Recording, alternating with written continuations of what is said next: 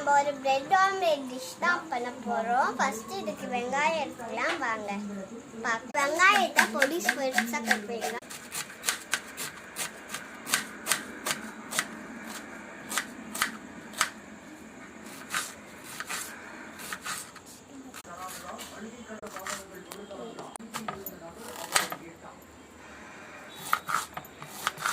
நல்லா கட் பண்ணிக்கலாம். தக்காளி, பச்சை மிளகாய், கொத்தமல்லியை கட் பண்ணிக்கலாம்.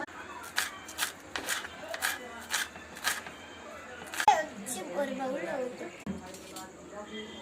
இன்கிரீடியன்ஸ்லாம் ரெடி பண்ணி வச்சுக்கலாம். பச்சை மிளகாய் போட்டுக்கலாம். முட்டை போட்ட பவுல்ல கலக்கிக்கலாம். போட்டுட்டு கலக்கிக்கலாம். என்னதெல்லாம் கட் பண்ணி வச்சோமோ அதெல்லாம் போட்டுக்கலாம். தோசைக்கல்லில் எண்ணெய் ஊற்றிக்கலாம். பிரெட்டை முட்டைக்குள்ள மிக்ஸ் பண்ணி தோசைக்கல்லில் பண்ணிக்கலாம்.